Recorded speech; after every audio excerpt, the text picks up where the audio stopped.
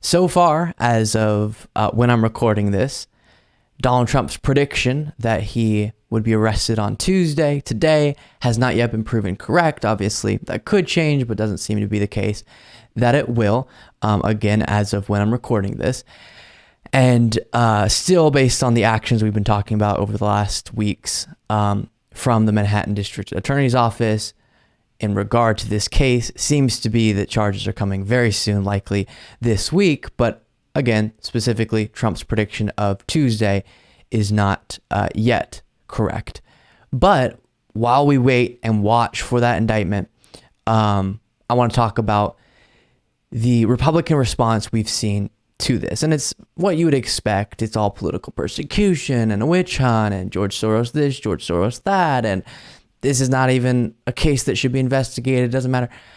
And I'll walk you through that in a second. Up front, because kind of that last point of this is a case that doesn't even matter, I want to lay out up front, as I've done before, when we talk about and lay out on the table all the different Trump investigations, it is 100% fair to recognize that the Stormy Daniels case is the least significant. Absolutely.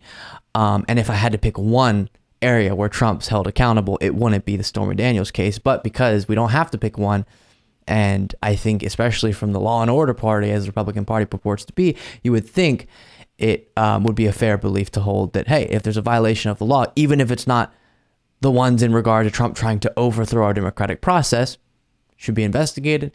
And if necessary, if evidence is there for it, charges brought against the individual. So that's fair to recognize, not the most significant, but any of Trump's violations of the law should be something he's held accountable for.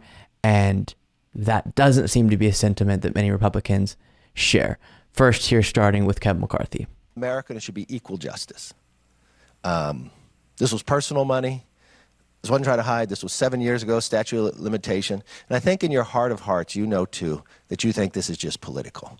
And I think that's what the rest of the country thinks. And we're kind of tired of that. I mean, What's interesting is so often, for so long, there has been an unnecessary and unfair influence on our justice system. And that is individuals who are wealthy, who are well-connected, who are prominent political leaders, whatever it might be, and have the resources necessary, end up not being held accountable in the same ways that the average American would. And so here, this actually seems to be sort of the opposite thing playing out, where it's not politics or the status of an individual causing someone not to be held accountable not for once, I mean, it's happened before, but we're seeing a rare situation where our justice system is likely going to hold accountable someone who is a part of the very top of our economic ladder and influence and well-connected, wealthy, all of that. I already said top of our economic ladder, but you get the point. And that, to me, especially when it comes to Trump's attempts to overthrow the democratic process, overturn the democratic election in 2020, will give me a lot of hope that, okay, so our justice system sometimes can work even when it comes to people who are very wealthy and powerful. Interesting kind of backwards observation to the one that they're making, or opposite, reverse. Here's Rand Paul. A Trump indictment would be a disgusting abuse of power. The DA should be put in jail. So another thing that's fascinating about watching all of this is before they've even seen any of the evidence, before we know specifically what Trump would be charged with, they all know it's political persecution and there's no evidence to a crime being committed. How do you know that already? We'll have to see what actually ends up happening to know for sure. Then you have Jim Jordan. Plus, calling for the district attorney to be thrown in jail is unhinged. And then what changed? President Trump announces he's running for president, and shazam! We're gonna some bookkeeping error from 7 years ago is misdemeanor is now what they're going after. So it makes absolutely no sense. But you don't know what the charges are against from the former. No, we're going on what you guys have told us. Yeah. I mean, that's all been reported. Aren't you jumping to conclusions? I mean, he may have broken the law. Does that concern you? We don't think President Trump broke the law at all. And then what? But you don't know, right? You don't know. None of us know. We're not the ones who did the investigation. We're waiting to see what actually ends up happening. If nothing else, quite the preemptive response from many Republicans.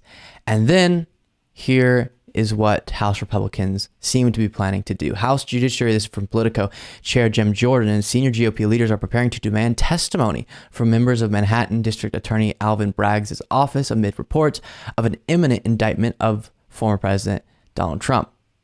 Republicans are discussing firing off letters summoning employees of the Manhattan District Attorney's Office for sworn testimony, according to a GOP official familiar with the plans. The potential request comes amid speculation about why the hush money case was suddenly resurrected after being backburnered by both state and federal prosecutors. And that highlights one of the things they've latched on to make a dishonest point about. So they'll say, because individuals, a part of the Manhattan District Attorney's Office, resigned a while back when this investigation was going on, that's proof that they were so upset with how much this was a political persecution that they left. But actually, it's the opposite. They felt, we're doing all this work, this investigation, we're uncovering evidence, and there doesn't even seem to be an ambition to actually follow this through and charge Trump. So if we're going to be doing all this work, investigating, gathering evidence, and there's not actually going to be a charge, then what's the point? That was the reason for these resignations that they'll then point back to. That is why it was backburnered, because of, and this is my speculation, the fear of charging Trump. And now we're seeing that maybe that fear won't get in the way of, and again, I come back to, because this is so crucial here, and then also maybe it won't get in the way of the one that is so important, which is Trump's attempts to overturn the 2020 free and fair Democratic election, watching specifically the case in Georgia, as we talked about yesterday, that's heating up. Charges are being considered on that front. Just to kind of add a little lighthearted moment here to the end of the segment, Rudy Giuliani also got asked about this, and we'll just take a look. Mayor Rudy Giuliani, always amazing to see you. Love you. Sorry, I'm just so honored, always to interview you, sir. Mayor Giuliani, what would you do? What would you have done if this case was brought before you? You prosecuted a lot of cases before you became New York City mayor. You were a prosecutor. What would you have done if somebody said, "Here's the case, prosecute this"? Well, here's what I would have done. I would have told them to go to hell. I had it happen. It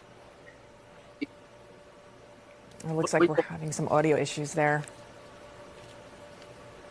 We go way back to 1980. It's too good. Oh, Rudy. Get it together, Rudy. So there it is. Well, thank you so much for watching. If you want to be a part of what makes this show possible, plus get access to the full video version of the show hours before all the clips are uploaded to YouTube, plus get the full bonus show every single Saturday, you can do so by going to patreon.com/Luke Beasley. That's patreon.com/Luke Beasley. Link in the description.